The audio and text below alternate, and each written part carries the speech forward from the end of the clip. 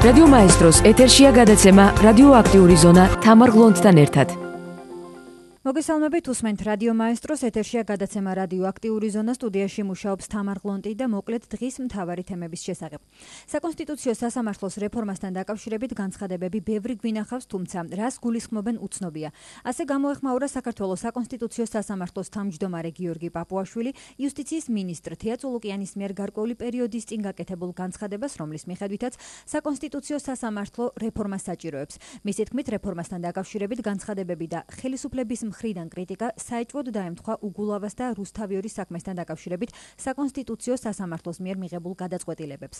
ვიღაცეები უკმაყოფილოები არიან საკონსტიტუციო სასამართლოს საქმიანობით და კონკრეტულად უნდა ვნახოთ თუ რას გულისხმობენ ისინი რეფორმაში.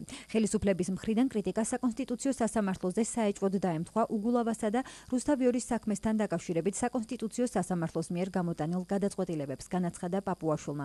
მისივე თქმით, რეფორმა მისასალმებელია იმ შემთხვევაში, თუ ის მიმართულია საკონსტიტუციო სასამართლოს საქმიანობის გაუმჯობესებაზე და ასევე იმისკენ, რომ აღარ მოხდეს მოსამართლეებზე თავდასხმები და ხელისუფლების მხრიდან ჩარევა. გარდა ამისა, კიდევ ერთი გახმაურებული საქმე. პროკურატურა გამოთქვამს მზადყოფნას ბიძინა კუჭავას საქმეზე მიმდინარე სასამართლოს სამედიცინო ექსპერტიზის პროცესში ოფიციალურად ჩართოს და მონაწილეობა მიაღებინოს ბიძინა კუჭავას ოჯახის მიერ მოწვეულ დამოუკიდებელ ექსპერტს მაია ნიკოლეიშვილს. ამის შესახებ მთავარი საგამოძიებო უწყების მიერ გავრცელებულ განცხადებაში აღნიშნული. შინაგან საქმეთა მინისტრის მოადგილის არჩილ თალაკვაძის განცხადებით სამეგრელო ზემო სვანეთის საოლქო პროკურორის ვახტანგ ქირიას მკვლელობის გამოძიებამ კითხვები კიდევ 4 საქმესთან დაკავშირებით გააცოცხლა. ძალიან მნიშვნელოვანია, რომ ქირიას მკვლელობის გამოძიებამ გააცოცხლა ამოწია კითხვის ნიშნები სხვა 4 საქმესთან დაკავშირებით, რომელიც 2005-2009 წლებში მოხდა და რომლებიც დღემდე გაუხსნელია. ეს არის ბიძინა კუჭავას დის გაუჩინარება. ეს საქმე დღემდე გაუხსნელია, ეს არის მისი გერის მკვლელობა. ეს არის ცოლ-ქმარ ნინუების მკვლელობა, რომელზეც მართალია ერთი ადამიანი მიეცა პასუხისგებაში, მაგრამ გამოძიება მუშაობს დამატებით. ეს საქმეც იქნა შესწავლილი. ასევე ეს არის მაღალდაძის მკვლელობა, რომელზეც ასევე არსებობს კითხვის ნიშნები. ამ საქმეებში არის გარკვეული დეტალები, რომელსაც შესაძლოა კავშირი ჰქონდეს ამ ბოლო საქმესთან. განაცხადა არჩილ თალაკვაძემ და დასტინა, რომ გამოძიება ამ საქმეებს შორის შესაძლო კავშირის დადგენაზე ამ ეტაპზე მუშაობს. პროექტების სწრაფად განხორციელებასთან დაკავშირებით პრემიერისა და ჩემი პოზიციები არის აბსოლუტურად იდენტური. ამის შესახებ კი ჟურნალისტებს თბილისის მერმა დავით ნარმანიამ განუცხადა, რითაც შესაბამის საკითხზე პრემიერ-მინისტრ გიორგი კვირიკაშვილის განცხადებას გამოეხმაურა. ნარმანიას თქმით, მერია დღე და ღამე იმუშავებს, რათა მაქსიმალურად დროულად და ხარისხიანად შესრულდეს ყველა პროექტი. პრემიერ-მინისტრთან შეხვედრაზე დავით აღმაშენებლის გამზირისა და მშრალი ხიდის მიმდებარე ტერიტორიის რეაბილიტაციის პროექტზე ვისაუბრეთ, განაცხადა დედაქალაქის მერმა. დავით ნარმანიას თქმით, შეხვედრაზე ასევე საუბარი იყო სხვა პროექტებთან დაკავშირებითაც, რომლის განხორციელებაც თბილისის განვითარების ფონდს წელს მოუწევს. დედაქალაქის მერი ამბობს, რომ შეხვედრაზე პრემიერ-მინისტრთან ასევე ითქვა, რომ კომპანიები, რომლებიც ტენდერში გაიმარჯვებენ, მათ მიმართ გამკაცრდება ხელშეკრულებით გათვალისწინებული ზომები, რათა მეტი პასუხისმგებლობით მოეკიდონ საქმეს. გიორგი კვირიკაშვილისთვის არანაირი მნიშვნელობა არ აქვს მთავრობის კონკრეტული წარმომადგენლები ბიძინა ივანიშვილის თუ ირაკლი ღარიბაშვილის დროს არიან დანიშნულნი. ასე პასუხობს საპარლამენტო უმრავლესობის ერთ-ერთი ლიდერი გია ვოლსკი მთავრობიდან ყოფილი პრემიერის ირაკლი ღარიბაშვილის სახელთან დაკავშირებული კადრების წასვლის შესაძლებლობის თაობაზე დასმულ კითხვას. ვოლსკი ახლო მომავალში სამთავრობო ცვლილებებს არ ელის და ამბობს, რომ საკითხი გაბერილია. ამ კონტექსტში დეპუტატმა ისიც ხაზგასმით აღნიშნა, რომ არ ელოდება მთავრობიდან შინაგან საქმეთა მინისტრის გიორგი მღებრიშვილის წასვლას, რადგან ის შესანიშნავი მინისტრია, სისტემაში შესანიშნავი რეფორმები გაატარა და მაღალ პროფესიონალურ დონეზე მუშაობს.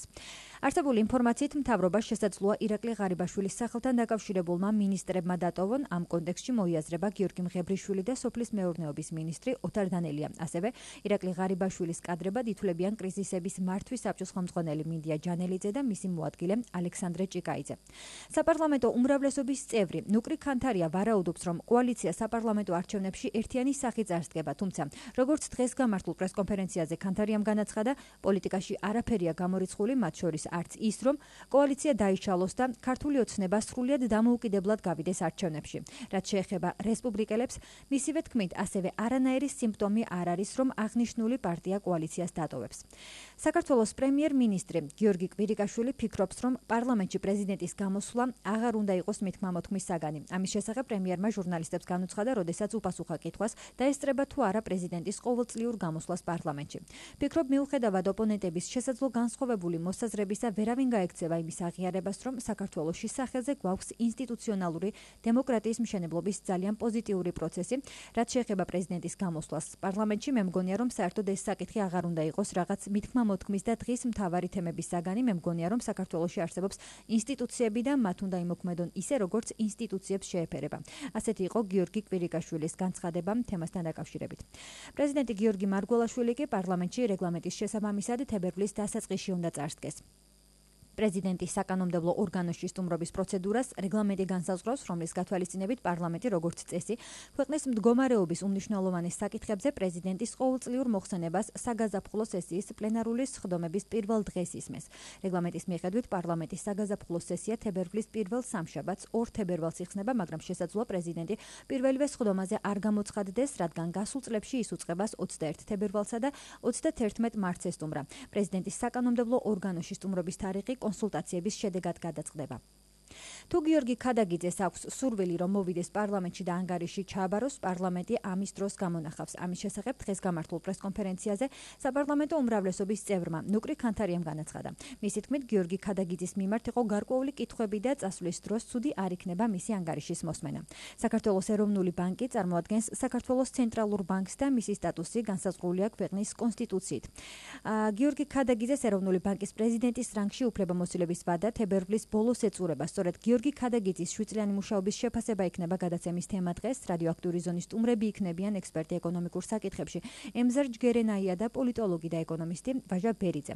თუმცა მანამდე შეგახსენებთ, რომ საქართველოს ეროვნული ბანკი წარმოადგენს საქართველოს ცენტრალურ ბანკს და მისი სტატუსი განსაზღვრულია ქვეყნის კონსტიტუციით. ის დამოუკიდებელია თავის საქმიანობაში და საკანონმდებლო აღმასრულებელი ხელისუფლების წარმომადგენლებს არ აქვთ მის უფლებამოსილებაში ჩარევის უფლება.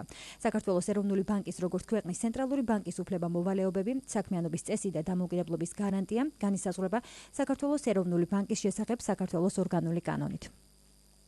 მონეტარულ პოლიტიკას ახორციელებს საქართველოს პარლამენტის მიერ განსაზღვრული ფულად საკრედიტო და სავალუტო პოლიტიკის ძირითადი მიმართულებების შესაბამისად ფლობს, მართავს და განკარგავს ქვეყნის ოფიციალურ საერთაშორისო რეზერვებს. საქართველოს ეროვნული ბანკი ყოველწლიურად არაუგვიანეს 1 მაისისა პარლამენტს წარუდგენს წლიურ ანგარიშს, რომელიც შემუშავებულია საქართველოს ეროვნული ბანკის შესახებ საქართველოს ორგანული კანონის 62 და 79 მუხლების შესაბამისად. წლიურ ანგარიში განხილულია ის პრიორიტეტული მიმართულებები, რომლებითაც ხელმძღვანელობდა ქვეყნის ცენტრალური ბანკის საანგარიშო პერიოდში, აგრეთვე მისი შეფასებები ქვეყანაში და მის ფარგლებს გარეთ მიმდინარე პროცესებზე, რომლებიც საანგარიშო წლის განმავლობაში არსებით გავლენას ახდენდა საქართველოს ეკონომიკის მდგომარეობასა და ეროვნული ბანკის მიერ დასახული ამოცანების შესრულებაზე. ამ დრომდე უცნობია კონკრეტული ვადა თუ როდის მოხდება პარლამენტში ეროვნული ბანკის პრეზიდენტის ანგარიშის მოსმენა. გიორგი ქადაგიძეს კი პრეზიდენტობის ვადა დაახლოებით 2 კვირაში ეწურება. თემაზე საუბარს მოგვიანებით გავაგრძელებთ და მე უფრო დეტალურად გაგაცნობთ გიორგი ქადაგიძის ბიოგრაფიას, თუ რით იყო ის დაკავებული მანამ, სანამ გახდებოდა ეროვნული ბანკის პრეზიდენტი. თემასთან დაკავშირებით ჩვენს პირდაპირ ეთერში ახლა ისაუბრებს ექსპერტი ეკონომიკურ საკითხებში ემზარ ჯგერენაია. მოგესალმებით და მადლობა იმისთვის, რომ პასუხობთ ჩვენ შეკითხვებს. ბატონო ემზარ, გესმით ჩემი ხმა? ბევრ მოგესალმებით და გილოცავთ რომლებიც. მადლობა თქვენს აგრეთვე. ბატონო ემზარ, სანამ უშუალოდ გიორგი ქადაგიძის 7 წლიანი მუშაობის შედეგების შეფასებაზე გადავალ, ჩვენი მსმენელისთვის საინტერესო იქნება, რა პროცედურების გავლა საჭირო ეროვნული ბანკის ახალი პრეზიდენტის დასანიშნად. პირველ რიგში უნდა გითხრათ, რომ ეროვნული ბანკის პრეზიდენტის კანდიდატის არჩევის საკითხი განსაზღვრულია ეროვნული ბანკის შესახებ, სადაც პირდაპირ 7 სამწუხარო წევრი უნდა იქნას დანიშნულ არჩეული პარლამენტის მიერ და 7 წლით. აი იმის გამო, რომ სხვადასხვა პერიოდში დაინიშნენ ეროვნული საბჭოს წევრები, 26 თებერვალს, როგორც გქონდათ, მარტო გიორგი ქადაგიძის ვადა იწურება, ანაჩემი 2 ვიცე-პრეზიდენტის ვადა იწურება 29 თებერვალს. ამიტომ პროცედურა არის ესეთი, რომ 26 თებერვალს უნდა წარადგინოს კანდიდატი უკვე მარტო წევრობის საბჭოს წევრობის პრეზიდენტმა პარლამენტში უნდა დაამტკიცოს საბჭოს წევრი ახალი პიროვნება და მე იმ 7 კაცის საბჭოდან აღინიშნება პრეზიდენტს ერთი კანდიდატურა პრეზიდენტის პოსტზე დასამტკიცებლად. აი ესეთი არის კანონის მოთხოვნები. თუ კანონში არის დაშვებები, რომ თუ 26-ში ვადა უმთავრდება როგორც საბჭოს წევს, ავტომატურად ის ვერ იქნება პრეზიდენტი ბატონი გიორგი, მაგრამ 2 თვის განმავლობაში შეიძლება არ იქნას არჩეული ახალი საბჭოს წევრი. 2 თვის მერე საბჭოს წევრი უნდა აუცილებლად იქნას არჩეული და შეგვიძლია გავიგოთ. ამიტომ შეიძლება რამდენი ვარიანტი განვითარდეს, რომ ერთი პრეზიდენტი ახლა აღადგინოს თებერვლის თვეში და საბჭოს ახალი წევრი და პარლამენტმა არ დაამტკიცოს ის ამ შემთხვევაში მოადგილე შეაშუქოს მოვალეობას, მეორე შეაგდა 2 თვის შემდგომ მოხდეს ამ პიროვნების წარდგენა და მესამე არსებული იმ სახელმწიფოებრივი იქიდან მოხდეს ერთ-ერთი ზეში. ბატონო ემზარ, არსებობს თუ არა ზუსტად განსაზღვრული კრიტერიუმები, რომელსაც უნდა აკმაყოფილებდეს ეროვნული ბანკის მომავალი პრეზიდენტი და თქვენი აზრით მოსალოდნელია თუ არა კანდიდატურის დაყენება დღეს მოქმედი საბჭოს წევრებიდან მოხდეს? კრიტერიუმები კანონში რამდენიმე წერია არის იმაების პროფესიონალი საბანკო საქმის მე უფრო დაწვიმანებით გამარხება თუმცა სამწუხაროდ სუბიექტები პრეზიდენტის